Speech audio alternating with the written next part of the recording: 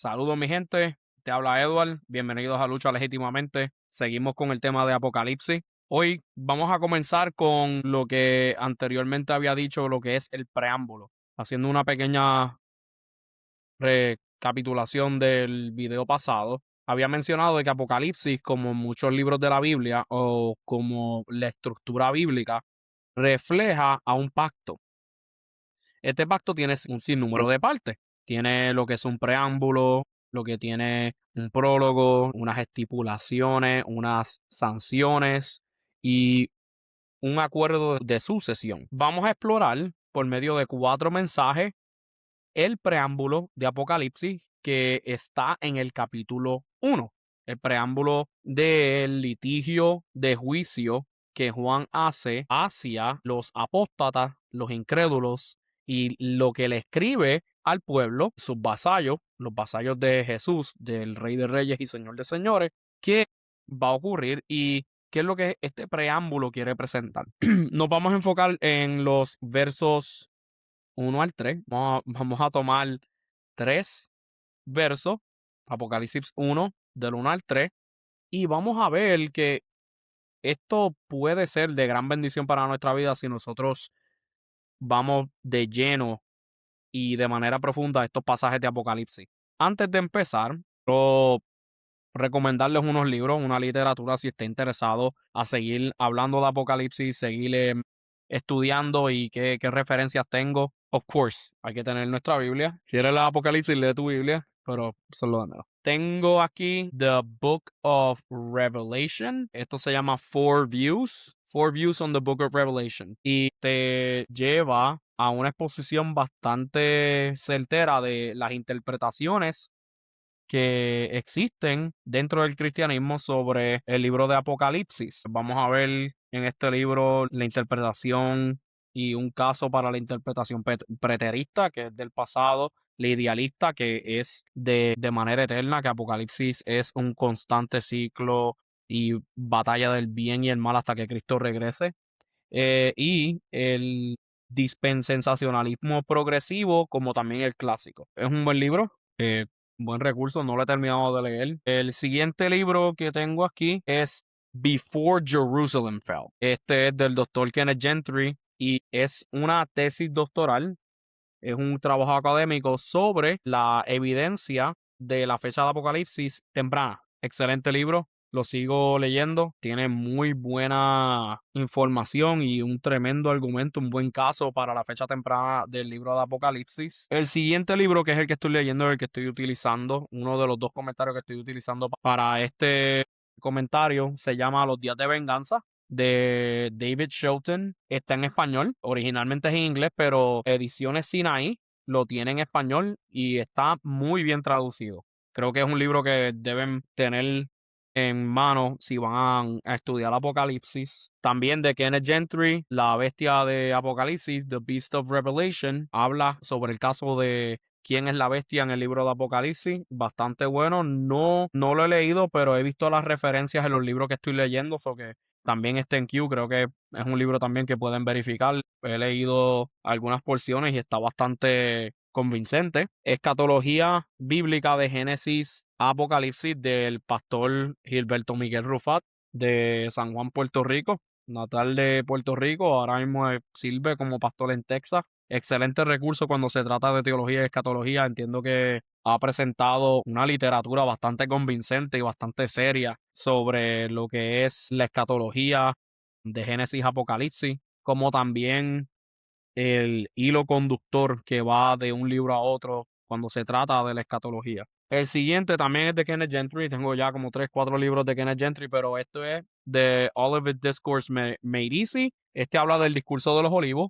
También presenta cómo el discurso de los olivos no está tratando de un evento al fin de los tiempos, sino también está ofreciendo evidencia dentro del texto que Jesús está hablando explícitamente de la destrucción de Jerusalén antes de que pasara durante su ministerio terrenal. Tengo Mere Christianity, independientemente si está estudiando Apocalipsis o no, esto es un libro que todo cristiano debe leer. Y de Kenneth Gentry también, The Book of Revelation Made Easy. También es un excelente comentario, súper fácil de leer, es bastante corto sobre el libro de Apocalipsis.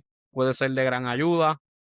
No por último, hay otro libro por ahí, pero el Apocalipsis de Juan, la venida del Hijo del Hombre, del pastor Miguel Rufás también. Excelente comentario. Lo he leído completo, he leído este libro ya 2 veces.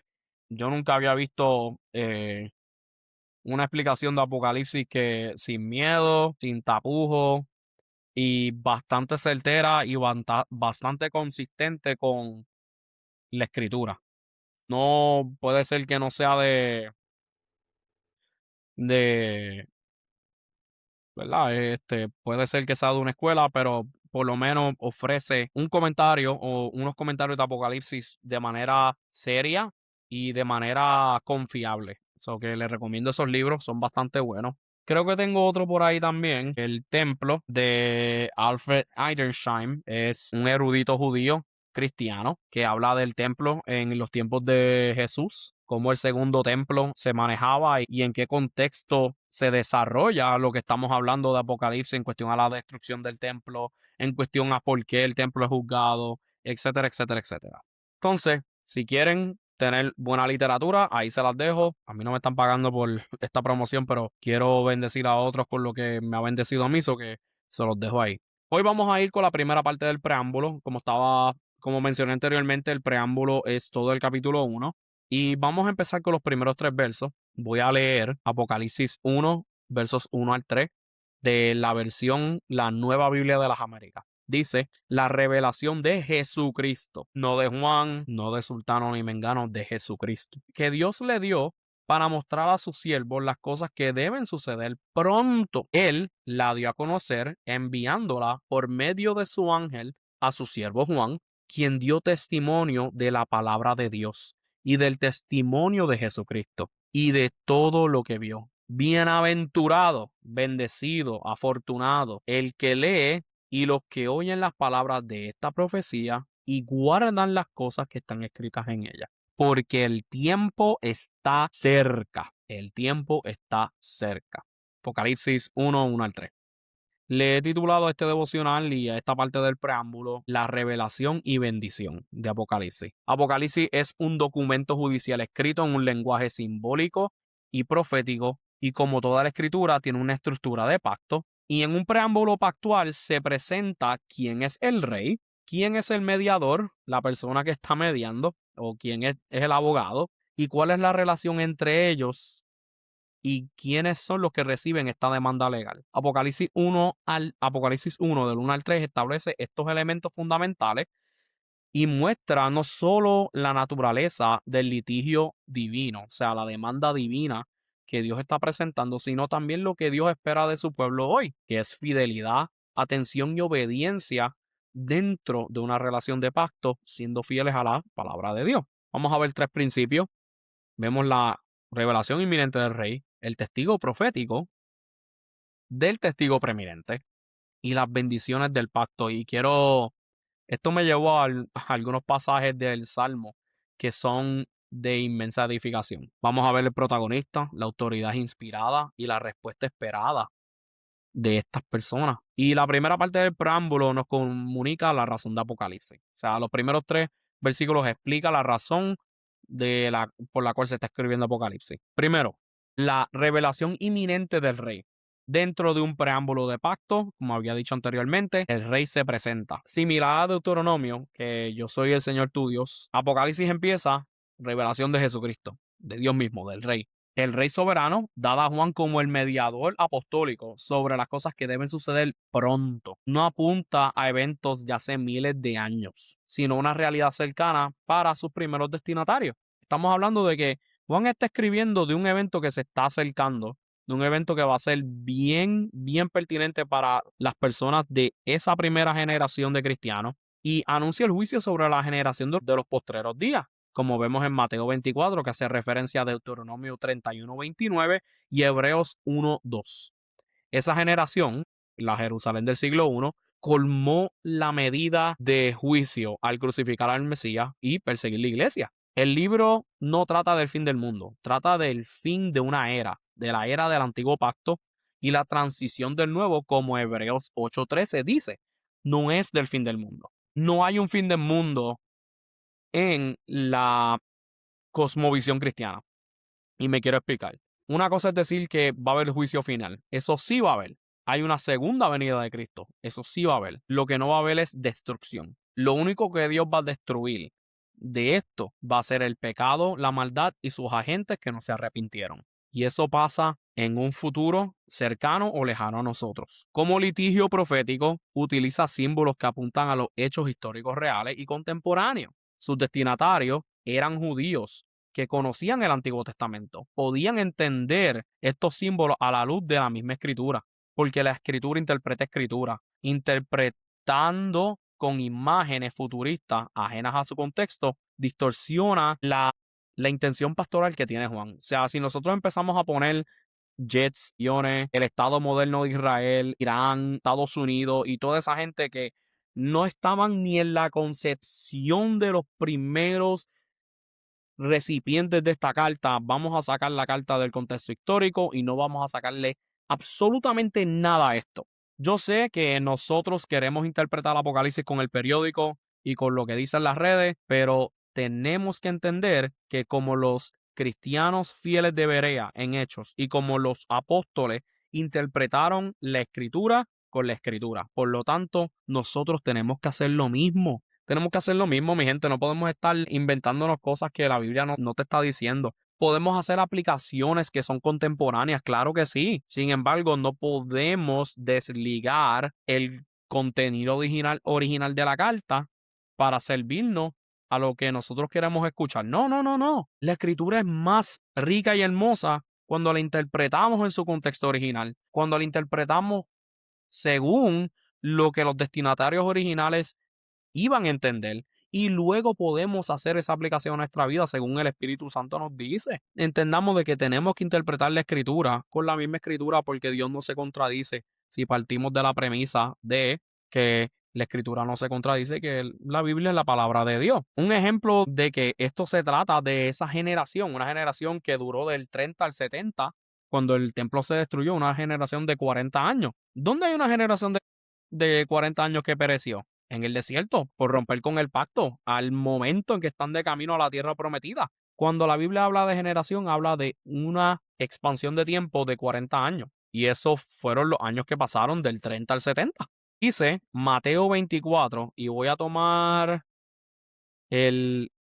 Mateo 16, 27 al 28 dice, porque el Hijo del Hombre ha de venir en su gloria de su Padre con sus ángeles, entonces recompensará a cada uno según su conducta. En verdad les digo que a algunos de los que están aquí, sea la audiencia que le está hablando, los judíos que le está hablando, que no probarán la muerte hasta que vean al Hijo del Hombre venir en su reino. Como estaba diciendo en la introducción, y no sé si es algo que necesite recalcar, cuando Jesús habla de la venida del Hijo del Hombre, que nosotros vamos a ver la venida del Hijo del Hombre, se trata de que por medio de la catástrofe histórica que está pasando, ellos iban a saber que esto fue un juicio de Dios. Y si ustedes no me creen, lean la guerra de los judíos, especialmente de los libros 4 al 7.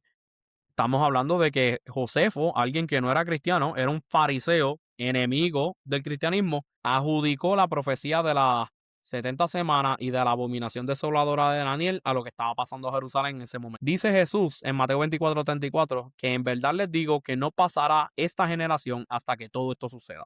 No podemos extender una generación que dura solamente 40 años a 1000 años. Eso es imposible. Tenemos que interpretar las cosas como la Biblia lo está comunicando, sin hacer malabares teológicos. Lo que me lleva a decir que la audiencia de Juan entendía los símbolos de Apocalipsis porque conocían profundamente sus escrituras, conocían el Antiguo Testamento. Por eso, interpretarlo con imágenes futuristas, ajenas a su contexto, resulta injusto y desconectado a los primeros destinatarios. Ellos no vieron visiones como Juan, ellos las recibieron por escrito. ¿Qué quiero decir con esto? Ellos leyeron lo que Juan vio, pero ellos no vieron lo que están leyendo. Ellos, como nosotros, no vieron ninguna de estas visiones que Juan vio. Juan las vio y las escribió, pero las iglesias las leyeron. Esto significa que ellos no vieron las visiones como Juan. Que ellos sabían de lo que Juan estaba hablando sin necesidad de llegar a interpretaciones fuera de la escritura. Ellos leyeron Apocalipsis a la luz de la escritura y lo guardaron en fe, como muestra el testimonio de la iglesia de Éfeso por Ireneo. Dice Ireneo en una de sus cartas a Éfeso que Éfeso revitalizó su amor por Dios y siguió siendo esa iglesia baluarte en el Asia Menor. Además, no tendría sentido ofrecer esperanza para miles de años después a creyentes que sufrirían una persecución severa en su momento. La misma carta afirma que trata de un evento inminente, o sea, hacen énfasis constantemente. Donde único no vemos el lapso de tiempo corto o la inminencia del evento es cuando vamos a Apocalipsis 20, que habla de 1000 años. Pese a que el libro es simbólico, está hablando de una extensión de tiempo. Ahí podemos ver que eso sí puede traducirse a algo futuro, a los eventos que ya pasaron en el primer siglo. Pero de nuevo, hay una inminencia de parte de Juan. Y creo que eso es bien interesante en este libro. Teniendo esto en mente, vemos que está el testigo profético del testigo preeminente. Vemos, ya como había mencionado, primero la revelación inminente del rey. Y segundo, el testigo profético del testigo preeminente. Como dice Apocalipsis 1:2. Él la dio a conocer enviándola por medio de su ángel a su siervo Juan, quien dio testimonio de la palabra de Dios y del testimonio de Jesucristo y de todo lo que vio. Juan está siendo el abogado del rey, lo que nos lleva a ver que el testigo profético está siendo el portavoz del rey. Apocalipsis es un testimonio divinamente transmitido del Padre al Hijo, del Hijo a Juan, por medio de un ángel y de Juan a la iglesia bajo la inspiración del Espíritu Santo. Estamos viendo no solamente la interacción de la Trinidad, sino de todo el consejo divino, incluyendo a los apóstoles. En este caso es Juan. Toda la escritura, según Pablo, es inspirada por Dios, útil para enseñar, reprender, corregir y para instruir en justicia, a fin de que el hombre sea perfecto, el hombre de Dios sea equipado para toda buena obra. La razón por la cual los apóstoles escribieron estos oráculos proféticos y estas cartas era para que nosotros pudiésemos ser perfectos ante Dios. El mismo apóstol Pedro dice, pero antes de que todos sepan esto, que ninguna profecía, incluyendo Apocalipsis, de la Escritura, es de asunto de interpretación personal. Uno de los ataques que mucha gente tiene, o una de las cosas que la gente dice a manera popular, especialmente los católicos, y no lo estoy diciendo mal, pero es que es algo que he escuchado, es que la reforma hizo que nosotros interpretáramos la Biblia como nos dé la gana. Y eso es totalmente falso. Eso no es así. Porque la misma escritura te está diciendo que tú no puedes tener una interpretación personal que sea ajena a lo que el Señor ya le ha comunicado a la iglesia o que la misma escritura haya dado testimonio. Pues ninguna profecía fue dada jamás por un acto de voluntad humana, como dice segunda de versos 20 al 21, que jamás por un acto de voluntad humana, sino de hombres inspirados por el Espíritu Santo hablaron de parte de Dios. Juan no está haciendo nada diferente a su rol apostólico. Dice también Pedro, amados, ya está la segunda carta que les escribo, esta es segunda de Pedro 3 del 1 al 2, en las cuales como recordatorio despierto en ustedes su sincero entendimiento para que recuerden las palabras dichas de antemano por los santos profetas, los apóstoles del Antiguo Testamento, y el mandamiento del Señor y Salvador declarado por los apóstoles de ustedes, es decir, Pedro, Pablo, podemos también añadir a Santiago, el hermano de Jesús. Toda la escritura está escrita de manera apostólica. Dice también, hablando de la inspiración de la escritura y de estas personas que sirvieron de portavoces del rey para la iglesia del primer siglo, consideren la paciencia de nuestro Señor como salvación, tal como les escribió nuestro amado hermano Pablo, dice segunda de Pedro 3, 15 al 16, según la sabiduría que le fue dada. Asimismo, en todas sus cartas habla de ellas, de esto, en las cuales hay algunas cosas difíciles de entender. Todos reconocemos que la escritura muchas veces no es fácil, especialmente cuando tenemos una brecha histórica de 2000 años o más, que los ignorantes e inestables tuercen, como también tuercen el resto de las escrituras para su propia perdición. Estamos viendo que la escritura, la revelación que está siendo anunciada por Juan, viene de inspiración divina y por lo tanto no se contradice con el resto de las palabras que Dios ha dicho en el resto de la Biblia, porque la palabra de Dios es viva y eficaz, más cortante que cualquier espada de dos filos, penetra hasta la división del alma y del espíritu, de las coyunturas y de los tuétanos, y es poderosa para discernir los pensamientos y las intenciones de corazón, según Hebreos 4:12. Juan está escribiendo esta revelación para testificar de manera fiel Así también la iglesia es llamada a ser testigo y portavoz de la palabra, como dice 2 de Timoteo 10:16 y todos estos pasajes que hemos citado para poder entender de que Juan está hablando por Dios. El mensaje no es para especular, sino para proclamar fielmente el juicio y la esperanza en Cristo. Nuestro trabajo como profetas, nuestro trabajo como herencia apostólica, no es predecir el futuro.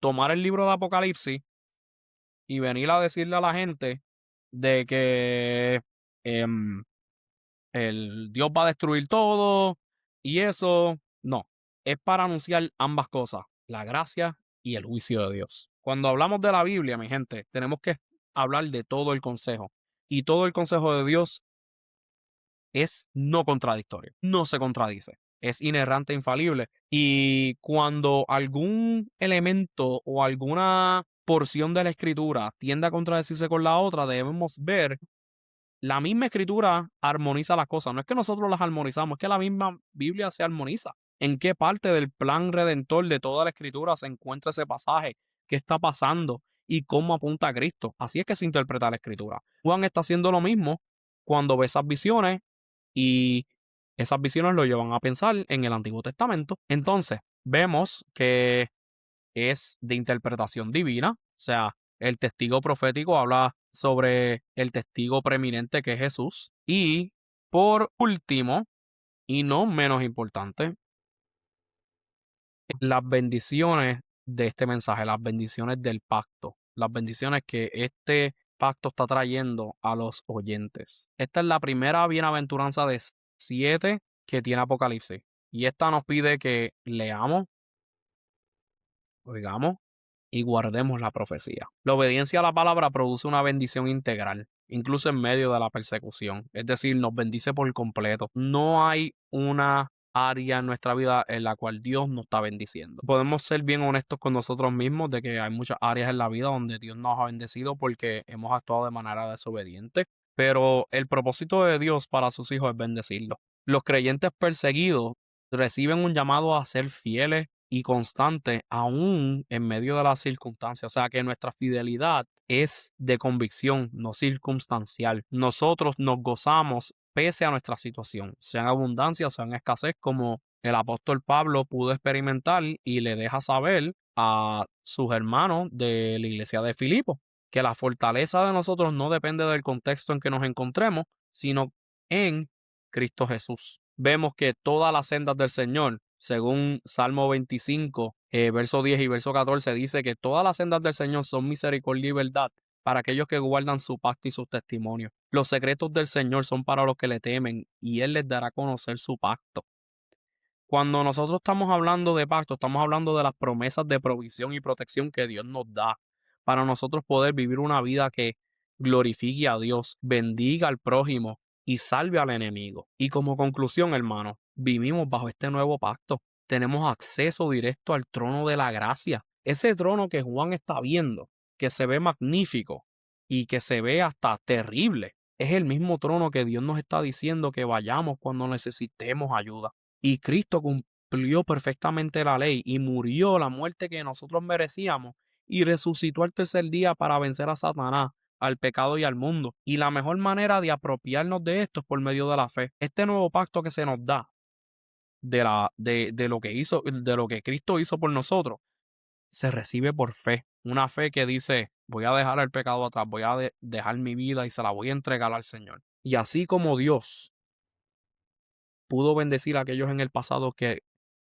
respondieron al llamado de salvación, así va a ser con nosotros. También podemos ver, para poder ser fieles al llamado de anunciar no solamente la gracia del Señor, pero también las consecuencias. A Dios es justo. Y así como Dios juzgó el pasado, va a juzgar el presente y el futuro. Yo creo que a Dios no se le escapa nada. Y muchas veces se nos olvida eso. Cuando pecamos en privado, se cree que, ¿verdad? Como estamos solos, no estamos solos, Dios está viendo y a Dios le entristece y nos entristecemos nosotros también. Pero el punto es que cuando nos apropiamos de ese nuevo pacto, de que Cristo murió la vida, vivió la vida que no pudimos vivir, murió la muerte que merecíamos morir y venció al enemigo que nosotros no podíamos vencer, nosotros podemos abrazar al Dios que todo lo puede para vivir una vida completamente transformada y eterna. Y eso es lo que Apocalipsis le quiere decir a todo el mundo que lo lea. La pregunta es, ¿cómo se te ha revelado Cristo? ¿Cuántas veces no ha habido alguien que te ha presentado el evangelio, que ha ido donde ti? Mira, esto es lo que el Señor ha hecho en mi vida. Mira, esto es lo que Cristo quiere para ti. ¿Cuántas veces has ignorado ese mismo llamado? O sea, vamos a seguir ignorando. Y para los creyentes, para nosotros, estamos viviendo una vida consistente a nuestra fe. Estamos viviendo una vida que está reflejando los valores del reino. Y si estamos viviendo una fe inconsistente, ¿cuál es la raíz de eso? ¿Y qué tú estás haciendo para tratarlo? ¿Estás buscando ayuda del Señor? ¿Estás buscando la dirección del Señor? ¿Estás buscando ayuda profesional? El llamado del preámbulo, especialmente de los primeros 3 versículos que acabamos de leer y estudiar, es claro. Y orientar la vida al Evangelio en fe y obediencia. Orientemos nuestras vidas al Señor y Él será nuestro oportuno socorro. Eso sería todo. Espero que les sea de bendición. Denle like, suscríbanse. Y por favor, compartan. Yo creo que esto sería algo de edificación para muchas personas.